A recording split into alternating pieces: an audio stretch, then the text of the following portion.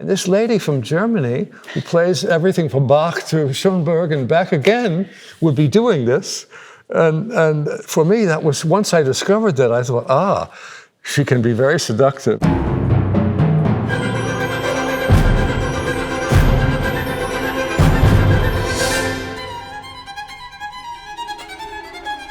It always has been a dream of mine.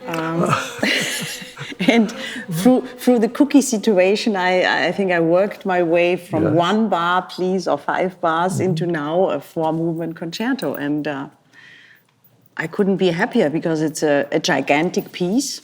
The scope is gigantic. The idea behind it, this wonderful stem cell of jazz as I think a starting point. Yes. Yeah.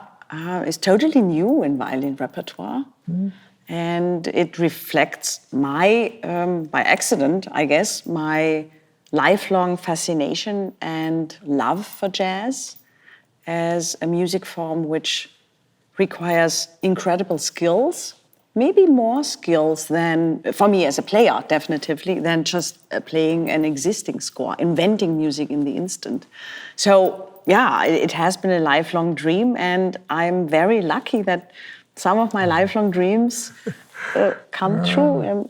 So we are actually speaking now in Tanglewood, which is where Anne-Sophie and I met some years ago.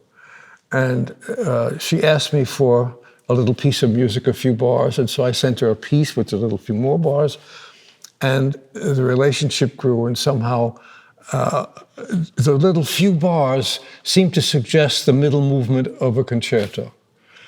So somebody said, Anne-Sophie or I said, we have already the middle movement of the concerto, why not make a full concerto? And so I began to do that, but the middle movement no longer served, so it became a new project.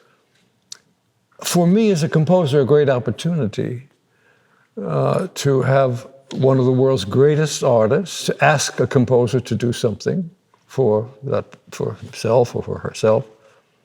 That's a great challenge. And I thought to myself, oh my God, so many great violin concertos already in the world. How can I produce another one that would have some value? I don't know. I still don't know. But I will try. And Anne-Sophie mentioned jazz in this.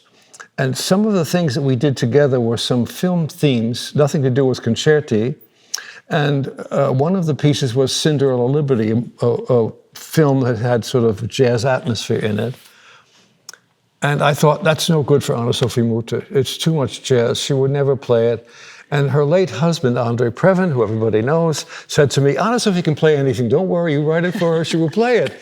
So I gave it to her, and I thought it would be, very formal and exactly perfect, as a great concert artist. And it was exactly perfect in idiom, in what she's doing with the bow, so it becomes almost vocal, instead of note, note, note, but it's word, word, syllable, syllable, some kind of elision, connection between note to the next note, which is a particular jazz thing.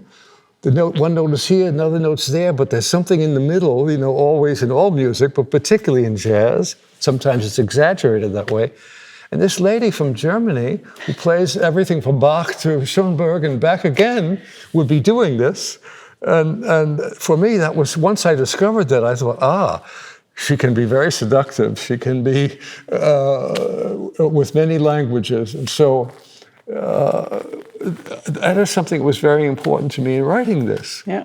This feeling that I thought we could have together. Yeah.